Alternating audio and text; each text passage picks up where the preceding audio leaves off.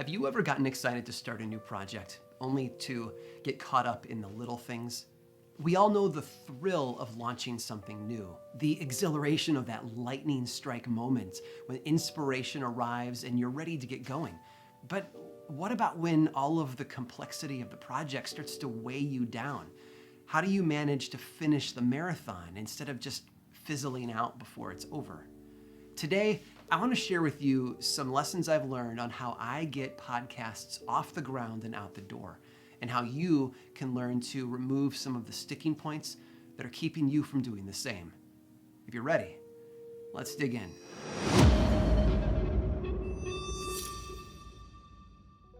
Hey there, I'm Aaron Mahnke, and I make podcasts. For the past 7 years, I have launched at least a dozen podcasts, some of which have had multiple seasons, which are sort of like launching their own little podcast inside them. Big companies work with me to launch podcasts because I do something that's kind of rare in the industry. I can launch shows that chart well, that grow organically, and earn ad revenue. And when your occupation and your reputation hinges on your ability to create, build, and deliver podcasts multiple times a year, you have two options. Get really good at it or crash and burn trying. Now, I need to say this up front. Wanting to make a podcast is a lot different from having an idea for a show. You would be surprised how necessary it is to delineate from those two categories. I get emails all the time from people who say, I love podcasts, I want to make my own podcast, but I have no idea what it would be about. And if that's you, it might be time to step back and evaluate your motivations. But from here on forward, I'm going to assume that you have a show idea, you have a plan in place, and you're just looking for that extra push to help you get it off the ground. And today I'm going to cover my approach to launching a new podcast, so you're going to hear me use language specific to that industry, but just know that you can take the lessons embedded in it and apply it to a lot of other mediums, like writing a novel or starting a YouTube channel. And it all begins with your DNA. Every podcast out there has a DNA.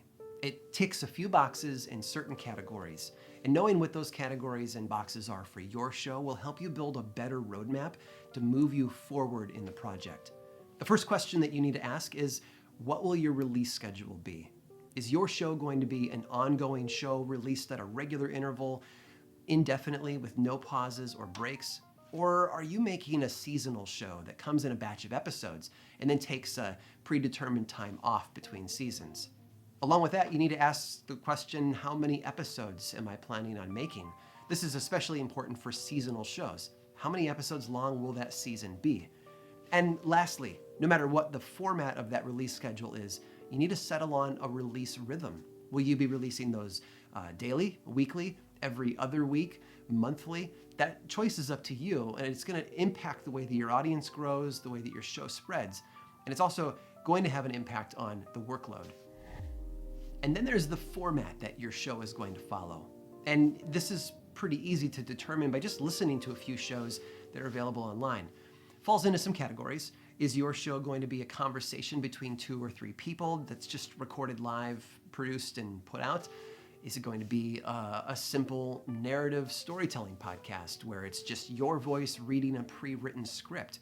Maybe it's an audio fiction show. Maybe it's a show that does product reviews. Or maybe it's a more fully produced audio magazine with pull quotes with interviewed subjects and narrative editorial comments, music, and all the different elements. Those choices are going to determine what you do next. And lastly, it's helpful to know what subject matter your show falls into. Most podcast apps call them categories, and a good way to figure this out is to just open up the Apple Podcasts app and filter through the categories and find where your show might fit in. Find other shows that have a similar subject matter or share a similar audience, and find a way to hyper-focus your show into that category so that it's going to impact the audience available better. After you've got that all figured out, it's time for a test. Every good experiment begins with clear goals. And the best way for you to find those goals for your podcast is to ask 3 important questions. How long will it take you to make a single episode from start to finish? What tools and resources will you need to complete that episode? And at the end of the day, what does the finish line look like for your show? Now, there are other questions that you can ask as well, but the bulk of the work and the DNA of your show is going to fall into those 3 questions. The other ones can come later, but focusing on how long it takes to finish an episode, the tools you need to do the job, and what finished is going to look like for you are the most essential. Now, the key here is to make this test episode with no sense of urgency. And you're not going to release the episode. Releasing it would sort of set the project in motion and determine a release schedule for you, and that creates urgency, which you don't need. Your goal here is to make an episode from start to finish and pay attention. To pay attention to things like how long it takes you to do the tasks involved, what sort of tools and resources are you using to get the job done.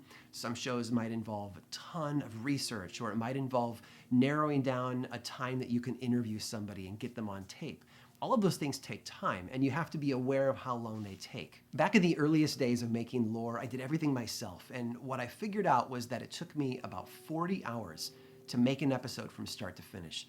That included picking the topic, making sure it was ready and right, researching all the material that I needed for it, and then sitting down and writing the script word for word from start to finish, then jumping in the booth, recording it, producing it, and getting it ready for launch. All told, it was about 40 hours. Now, some people might see 40 hours and say, all right, well, that's a week's worth of work if you're doing it full time, so your release schedule will be weekly. But that's not what I decided on. I decided on every other week because I knew that life sometimes gets in the way. Sometimes you have trouble with that research. Sometimes the recording process has hiccups.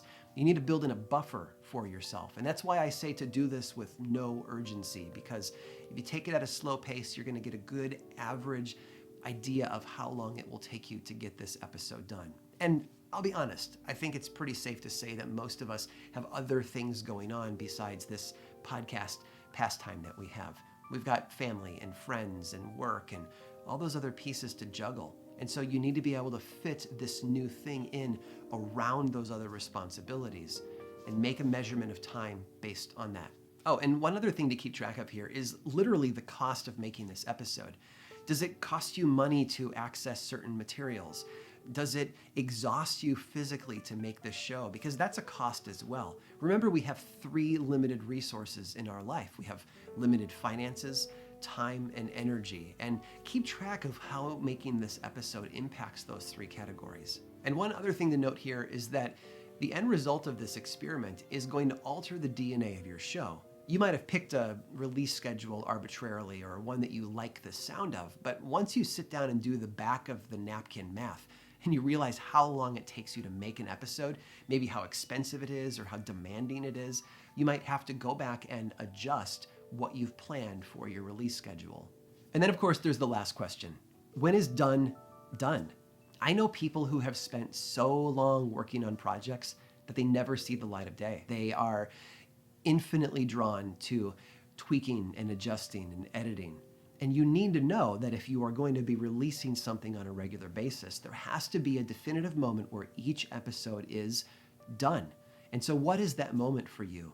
Does that mean when the audio is tight and ready? Does it mean when you feel like all of the questions have been answered through the research process? Whatever it is for your show, you've gotten the right guests on to talk about a project or a product or a concept. Whatever that is for you, you need to nail down what finished is and learn to stop when you get to that line. So we're going to end today's show with some homework for you because you've got a project that you want to get out the door and it's time to start getting it moving forward. And so I'm going to give you 3 things that you need to do.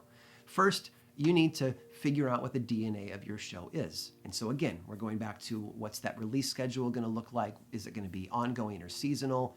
What's the format of the show going to be? Is it conversational? Is it scripted? Is it an editorial magazine for the ears? Whatever it is, that's awesome. You just got to settle on that. Second, you need to do your experiment, your test episode. Do it with no urgency. Pay attention to the resources used. And then at the end of the day, you need to step back, evaluate, adjust, and lock it. So there you go. Let me know in the comments below what you found helpful, what questions you have, what challenges you're facing, and what solutions you're looking for. And of course, hit the subscribe button. I look forward to giving you new content, and that's going to let you know the moment that it's ready. And until next time, go be creative.